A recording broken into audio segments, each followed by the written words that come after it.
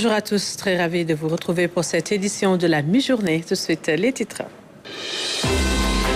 À l'issue de la première édition du Forum économique Sénégal-Mauritanie, le président de la République a reçu une délégation dirigée par le ministre mauritanien des Mines et de l'Industrie. Ils ont échangé sur la nécessité de valoriser les aménagements de l'OMVS, la gestion commune des ressources en hydrocarbures, entre autres. 59 véhicules ont été remis à la Commission électorale nationale autonome par le ministre de l'Intérieur et de la Sécurité publique en lot de matériel qui va permettre à la Sénat d'organiser les élections législatives du 17 novembre dans de bonnes conditions. L'extension du réseau du TER de Diamniadio à l'AIBD avance à grands pas. 7 rames supplémentaires sont prévues pour relier les deux gares. L'APIX a supervisé le chargement des premiers outils. Les détails à suivre dans ce journal.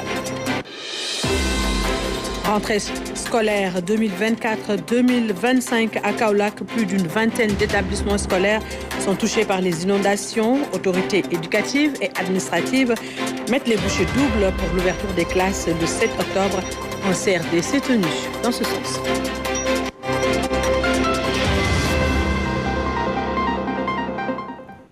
Bienvenue à tous. Le président de la République, Bassirou Diomaye Faye, a reçu hier une délégation de participants au premier forum économique sénégalo-mauritanien.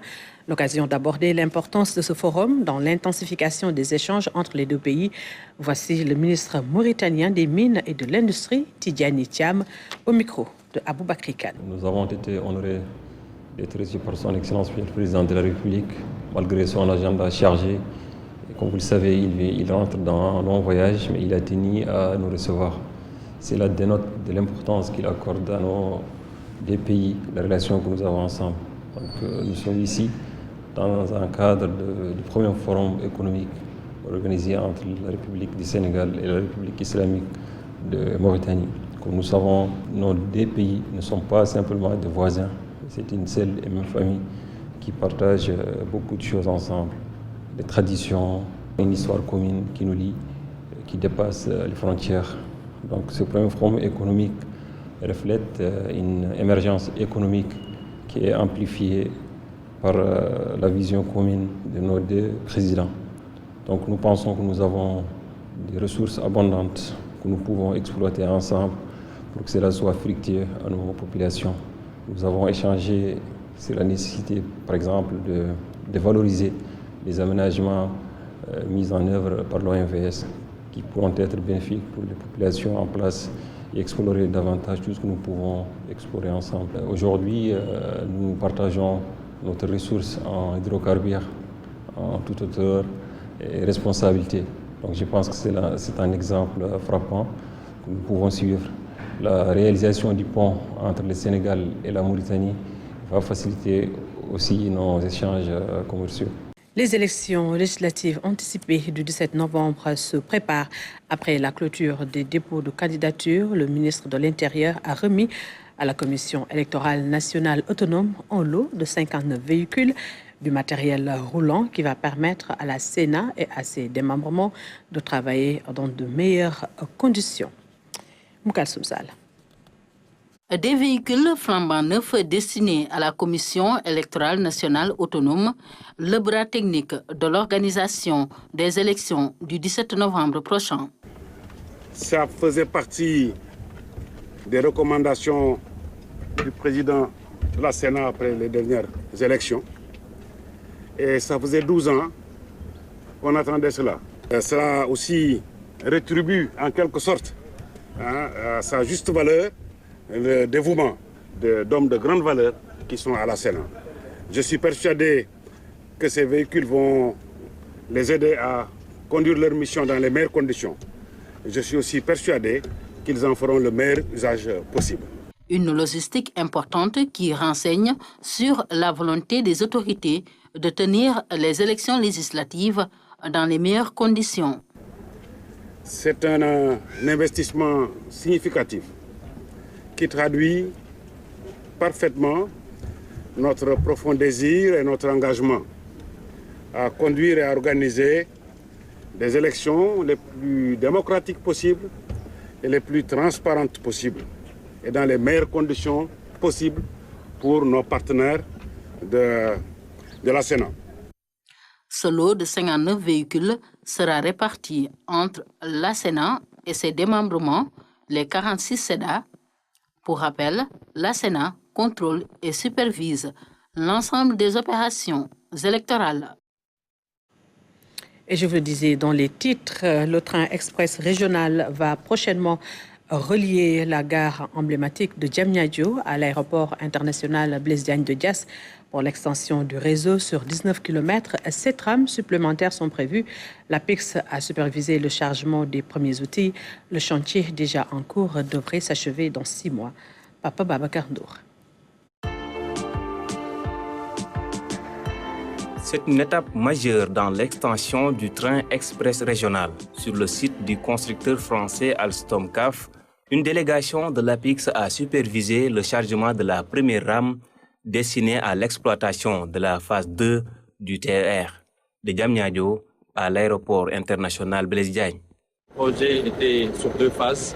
Une première phase où nous avons eu une livraison de 15 rames qui sont actuellement en exploitation à Dakar. Et aujourd'hui, nous sommes en train de passer à l'autre phase qui consiste à la fourniture des 7 rames supplémentaires qui vont venir renforcer non seulement le parc actuel de 15 rames, mais aussi nous permettre d'atteindre AIBD dans les meilleures conditions optimales d'exploitation. Par la même occasion, le directeur général de l'APIX, Bakary Sega Bachedi, a apprécié les résultats d'essais de validation des performances du train, notamment les marches dynamiques pour tester la traction. Nous avons pu constater également que les mêmes spécifications techniques qui ont été prévues pour la phase 1 ont été reconduites dans la phase 2. Depuis le projet AIBD jusqu'au projet TER, l'APIX a toujours développé une certaine ingénierie pour pouvoir répondre aux grands projets de l'État, que ce soit l'ingénierie technique, environnementale, l'ingénierie sociale, mais surtout le plus important, l'ingénierie contractuelle et de financement des projets. La livraison des 7 nouvelles rames se fera sur une période de 6 mois entre novembre 2024 et avril 2025. Ces nouvelles acquisitions viennent renforcer la flotte existante de 15 rames, booster la fréquence des voyages et réduire les temps d'attente. L'exploitation commerciale de la deuxième phase est prévue en juillet 2025. Dans le domaine de la santé, le Sénégal veut s'inspirer de l'exemple indien en matière de nouvelles technologies. Une importante délégation de médecins et directeurs d'hôpitaux sénégalais se sont rendus en Inde. Une visite qui va permettre aux 2 pays de renforcer la coopération dans ce secteur. Envoyé spécial Lahama Tadem. Une délégation composée de médecins, directeurs d'hôpitaux et autres acteurs de la santé a fait le déplacement en Inde. Les membres de la délégation ont eu droit à tous les honneurs à Hyderabad, ville située au sud de l'Inde. Cette ville, au lieu de la médecine, ce qui explique le choix du Sénégal pour venir s'imprégner des évolutions en matière de nouvelles technologies dans le domaine de la santé. Je découvre une structure qui est bien équipée, qui est bien aménagée, avec les dernières normes architecturales. Et franchement, je suis impressionnée. La prise en charge des patients ne peut que s'améliorer. Ils font beaucoup de choses dans la médecine, ils sont très avancés et ils sont au même niveau, sinon même un peu plus développés que ce que j'avais en tout cas l'habitude de voir en Europe. Je peux dire qu'ils sont pratiquement au même niveau que les Américains. Yashoda Hospital a une politique de santé qui répond à la volonté du Sénégal, à savoir l'accès aux soins de santé de qualité et à moindre coût. Cette visite de la délégation sénégalaise va permettre de mettre en place un partenariat B2B entre les 2 pays dans le domaine de la santé. Ça nous permet d'entrer en contact avec des collègues et des partenaires qui sont ici en Inde à Yashoda Hospital et qui sont en train de faire beaucoup de choses dans le domaine diagnostic comme thérapeutique au niveau des différentes pathologies. Et surtout les pathologies en rapport avec le cancer. Donc ce sont des partenaires qui sont très très avancés dans la prise en charge des pathologies médicales et chirurgicales. Et je pense que le partenariat qu'on peut établir avec eux va nous permettre d'échanger et d'améliorer en tout cas davantage ce que nous faisons au niveau de nos hôpitaux. Déjà grâce au ministère de la Santé, l'hôpital de la Paix a déjà un élément en Inde. le chef de la maintenance actuellement ici à Waisak pour une formation. Et pour la même manière, d'autres spécialistes peuvent venir. Vous savez, Ziguinchor, c'est très loin de Dakar. Notre objectif principal qu'on nous avait fixé, c'est de faire en sorte qu'on puisse prendre en charge les malades sur place, du moment qu'on a les spécialistes. Le secteur privé présent à cette visite souhaite par ce partenariat un accompagnement de l'État pour une meilleure participation au système de santé. Ici, ce qu'on a constaté, c'est que le privé est appuyé par l'État. Et quand même, on a constaté beaucoup d'investisseurs et beaucoup d'appui venant de l'État.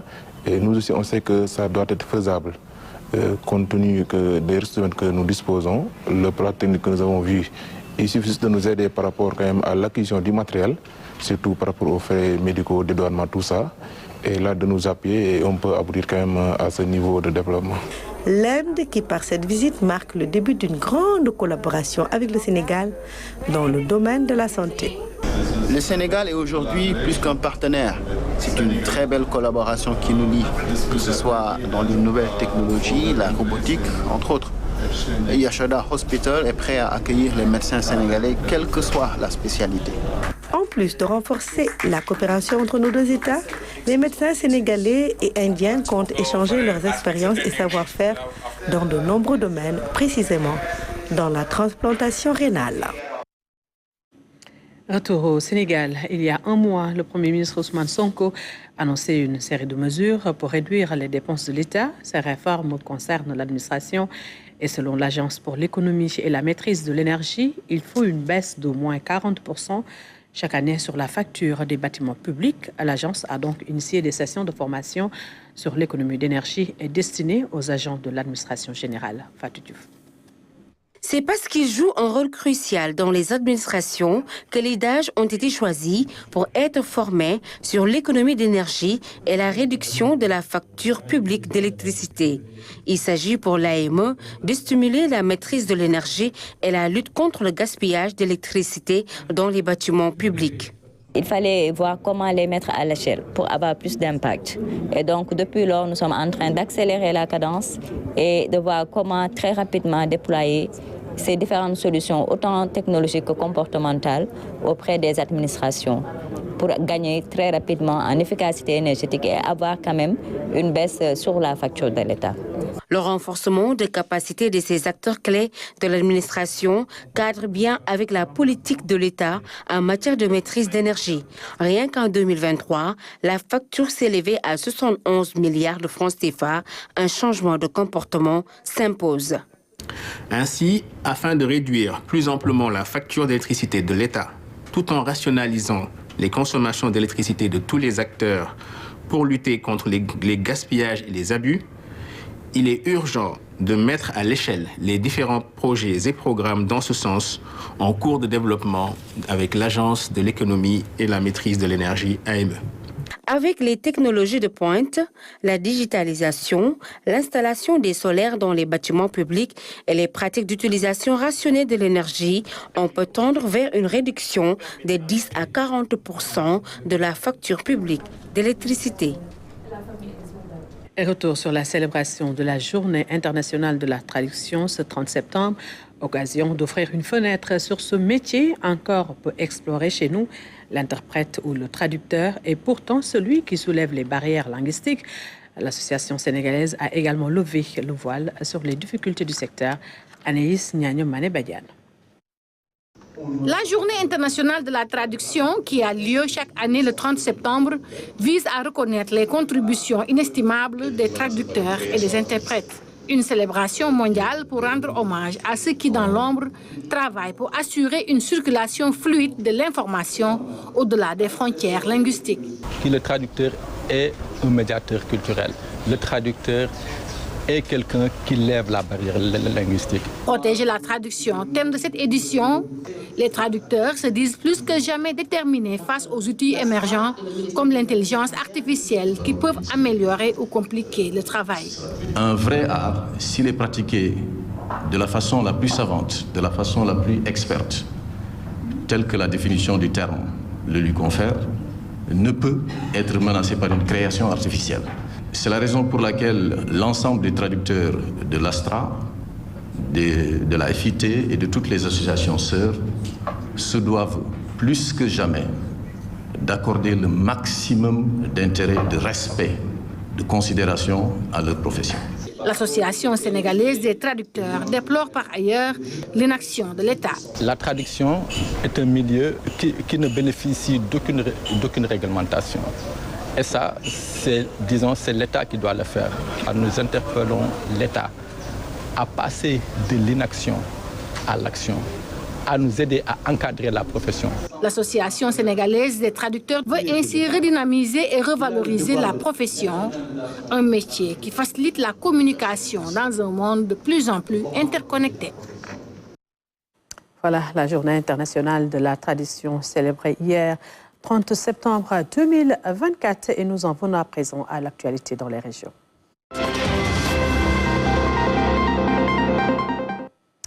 Pour démarrer tout de suite, direction Tambacounda pour parler des subventions sur les intrants agricoles. Le groupement de femmes dénommé Sorikunda apprécie ce geste de l'État du Sénégal.